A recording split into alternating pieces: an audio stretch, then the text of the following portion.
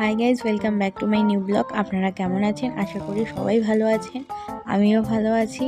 আমাদের আজকে একটা স্পেশাল ডে আছে, এই জন্য আমরা সকাল সকাল উঠেই আজকে সবাই মিলে বাজার করতে যাচ্ছিলাম। আমাদের এখানে বাজার বসে শুক্রবার করে, ওখানে যাচ্ছিলাম। আমি, আমার বর, আমার মা সবাই মিলেই যাচ্ছিলাম। আমার বোনও বাড়িতেই আছে, ওর পরীক্ষা চলছিল তাই। এরপর টোটোতে করে সবাই উঠে সেই বাজারের দিকে রওনা হলাম, কারণ আমি যাব আজকে একটা বৃদ্ধাশ্রমে। সেখানে গিয়ে তাদের যা যা জিনিসপত্র লাগে, চাল, ডাল, আলু, যা সমস্ত যে ধরনের জিনিসপত্র লাগে সব কিছুই দিয়ে আসবো, কারণ স্পেশাল দিনে আমি এটা করতে চাই। তাই এরপর বাজারে চলে আসার পর ওরা বলা বলি করছিল যে কি কি নেবে, কি কি না নেবে। তারপর আমাকেও জিজ্ঞাসা করলো, আমি বললাম নাও, কি কি আছে এখানে ভালো ভালো সব কিছুই নাও। তারপর ওরা বাজার খরচ করা সম্পূর্ণই হয়ে গেছে বলতে গেলে। তার মধ্যে আদা, রসুন, পেঁয়াজ এগুলো বাকি ছিল।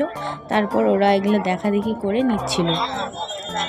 তারপর আমি বললাম, এখানে আবার পটল আছে, পটল নিয়েছো, সেগুলো নাওনি, এগুলো নাও। তারপর ওরা দামাদামি করছিল। এরপর আদা রসুন নিলেই আমাদের বাজার শেষ হয়ে যাবে। এরপর আমার মা যাবে মাছ আনতে আর ওদের ডিম দেওয়ার জন্য। তাই একবারে ওরা কিনে নিয়ে আমাদের বাজার হয়ে গেছে করা। এই 2 ব্যাগ বাজার এখানে আছে, আবার 2 ব্যাগ বাজার আমরা টোটোতে রেখে এসেছিলাম, কারণ একবারে তো এতগুলো নিয়ে যাওয়া যাবে না। একটা একটা করে নিয়ে আসছিলাম আর রেখে গেছিলাম। এরপর আমরা সেখানে জিনিসপত্রগুলো দিয়ে আসতে যাচ্ছিলাম, কারণ তারা বলেছিল যে আমাদের এখানে কিছু দিতে হলে আমাদের 9টার মধ্যে এখানে পৌঁছাতে হবে, কারণ আমরা 9:30 10টার মধ্যে এখানে রান্নাবাড়ি করা শুরু করে দেয়। তাই আমরা 9টার মধ্যেই যাওয়ার চেষ্টা করেছিলাম। এরপর দেখুন আমরা এখানে এসে গেছি। যার পর আমার মা আর আমার বর সব কিছু বের করে দিচ্ছিল ব্যাগের থেকে। তারপর আমি ঘুরে ঘুরে দেখছিলাম যে এখানে কতগুলো ঘর আছে কিনা। ইনি বৃদ্ধ বয়স্ক লোকটাকের কাছ থেকেই সবাই পারমিশন নিয়ে তারপর বৃদ্ধাশ্রমে ঢোকে। তারপর আমি দেখছিলাম কোথায় কি রয়েছে। এটা এখানকার রান্নাঘর। মা এখান থেকে একটা গামলা নিয়ে দিল, কারণ এখানে চাল ঢালতে হবে। তারপর আমি দেখছিলাম কোন ঘরে কে কে আছে। এনার কথা ওরা বলল যে ইনি হাঁটতে পারে না বেশি, ইনি ঘরেই সব কিছু করে। এনাকে বিছানা দেওয়া হয়েছিল, বিছানায় থাকতে পারে না বলে এখানে পাকাতে একটা বিছানা করে দেওয়া হয়েছিল। এখানকার অনেক বিছানা রয়েছে, দেখুন অনেকগুলো ঘর, অনেকগুলো বিছানা। তারপর আমরা সব ঘরগুলো ঘুরে ঘুরে দেখছিলাম কি আছে। এরপর আমি বাড়ি চলে এসেছিলাম, কারণ আমিও কিছু বাজার করেছিলাম সেগুলো রাখার জন্য। রেখে আবার চলে যাব, কারণ ওরা বলেছিল যে 2টোর দিকে তারা রান্না শেষ হয়ে যায়। তারপর আমরা ঠিক 2টোর দিকে বেরিয়ে গেছিলাম সেখানে যাওয়ার জন্য।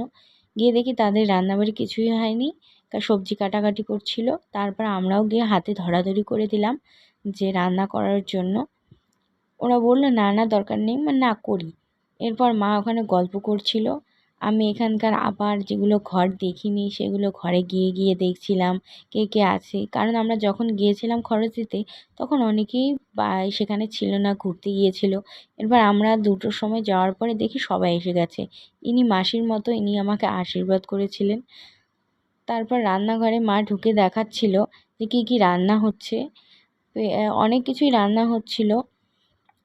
তারাই রান্না করছিল, তারাই সব কিছু করছিল, কারণ আমাদের করতে দিচ্ছিলই না। আমরা বললাম আমরা করি, কিন্তু না।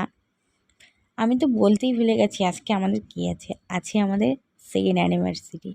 তাই আমরা সবাই মিলে ভাবলাম যে অন্য কিছু করার থেকে এখানে এসে যারা যারা মাসি, দিদা, দাদু আছে তাদেরকেই খাওয়া দাওয়া করিয়ে দিই, তাদের কাছে আশীর্বাদও পাওয়া যাবে। যেরকম চিন্তাধারা সেরকমই কাজ করেছি সবাই মিলে। এসে এখানে আশীর্বাদ নিয়েছি, খাওয়া দাওয়া করেছি, সব কিছুই করেছি, আনন্দও করেছি অনেক। কিন্তু আমার বুনুকে তো তোমরা দেখতে পাচ্ছ না, কারণ আমার বুনুর পরীক্ষা আছে। তার মনটা খুবই খারাপ ছিল যে সে আসতে পারেনি। কী আর করা যাবে, পরীক্ষাটা তো বড়। আমি বলছিলাম তোকে যে কোনো একদিন আমি নিয়ে আসবো। ও বলছে ঠিক আছে। তারপর সবার ঘরে ঘরে রান্না হয়ে গেছে, দিয়ে আসছিল, কারণ এখানে সবাই একসাথে খায় না, যে যার ঘরে নিয়ে গিয়ে খায়। ওনার খাওয়ার পরে এনাকে দেখতে আসছিল বৃদ্ধ মহিলাটাকে যে এনার খাওয়া হয়ে গেছে কি না। তারপর ওনারা বলছে তোমাদেরও খেতে হবে। আমরা না বলার পরে ওরা বললো না খেতেই হবে, তোমরা আমাদের অতিথি।